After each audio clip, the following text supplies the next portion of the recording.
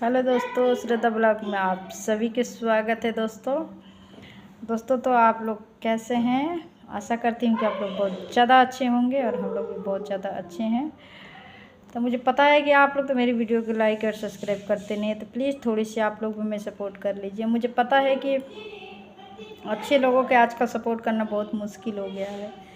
मैं खुद को मानती कि मैं उन्हीं अच्छे लोगों में हूँ जिसकी वजह से आप लोग सपोर्ट नहीं करते, क्योंकि कोई गंदा वर्ड भी यूज नहीं करती हूँ, कोई ऐसे ख़राब कपड़े मतलब जो पहनती हैं, जो उल्टे सीधे बोलती हैं, जो गंदगी फैला रहे हैं लोग, उस टाइप में हम नहीं बोलते। मैं अपने आप को बहुत लकी मानती हूँ कि मैं इस तरीके से मैं हूँ, और मैं बाबा सर और बुद्ध के अनुयायी हूँ, जिसके कारण मुझे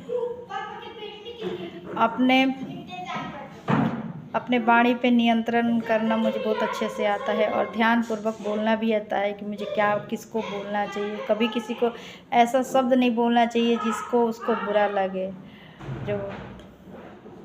जो भगवान बुद्ध ने सिखाया, पंचशीलों का पालन करना, जो मैं पंचशीलों का पालन करती हूँ, जिसमें मैं कभी झूठ नहीं बोलती हूँ, किसी की निंदा नहीं करती हूँ, चुगली जिसको बोलते हैं, कभी मैं किसी जीव की हत्या नहीं करती, कभी मैं चोरी नहीं करती हूँ।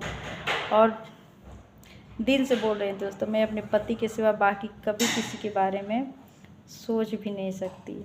मैं इन 5 नियमों को पालन करती हूँ, जिससे पालन करने से मेरे मन में बहुत ज़्यादा सुकून रहता है, और मुझे एक ऊर्जा देता है अंदर से। एक होता है ना कि 2 प्रकार के इंसान जो होते हैं, जो मतलब भले चाहे चकाचौंध की ज़िंदगी जी ले। आजकल जो ये माहौल चल रहा है ना, गर्लफ्रेंड और बॉयफ्रेंड वाला, ये वाला इंसान भले किसी के बॉयफ्रेंड बन जाए या गर्लफ्रेंड बन जाती होंगी लड़कियां, लेकिन वो कभी भी अपनी आत्मसम्मान से वो खुद को मतलब इति नहीं कर पाते। उसका आत्मा हमेशा धिक्कारता ही होगा। मुझे पता है कि ऐसा होता होगा। अगर मान लीजिए कि अगर कोई हमसे गलती हो जाए तो खुद ही, किसी को पता हो चाहे ना हो, लेकिन मैं खुद से अपने आप को सम्मान भरी नज़रों से नहीं देख सकती। ऐसा मेरा अनुभव है। मैं मानती हूँ कि बाबा साहब जो हम लोगों के लिए किए हैं, औरतों के लिए, वो बहुत ही मैं क्या बताऊँ, जिसके लिए मेरे पास कोई वर्ड नहीं है, वो उनने किया है। नहीं तो हमारी कोई औकात नहीं थी भारत में। देवदासी, सती प्रथा, स्तन टैक्स,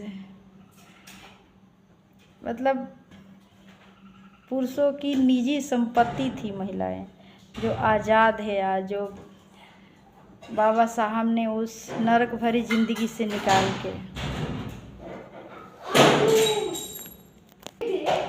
थोड़ी मेरे बच्चे परेशान कर रहे थे, उस नरक भरी ज़िंदगी से निकाल के उनने आज हमें मर्दों के बराबरी खड़ा कर दिया है। आज हम अपने पति से कोई सवाल भी पूछ सकते हैं तो बाबा साहब की देन है। ये बात मैं कभी नहीं बोलती हूँ, इसीलिए मैं उनको ना अपना आदर्श मानती हूँ, बहुत बड़ा आदर्श मानती हूँ कि दुनिया में किसी भी धर्म का भगवान हो, लेकिन किसी ने भी औरतों का भाग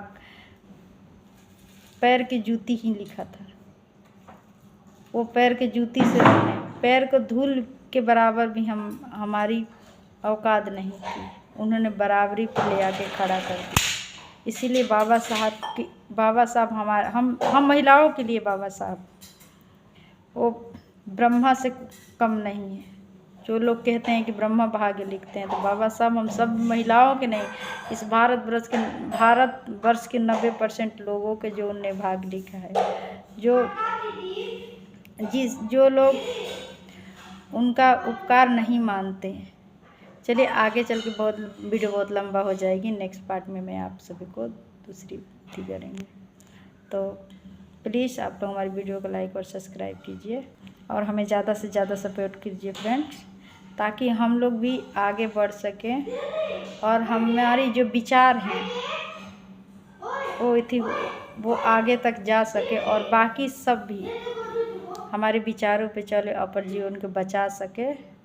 ऐसा मैं कामना करती हूँ आप सभी के लिए। आप सबका मंगल हो, कल्याण हो, और नमो बुद्धाय, जय भीम।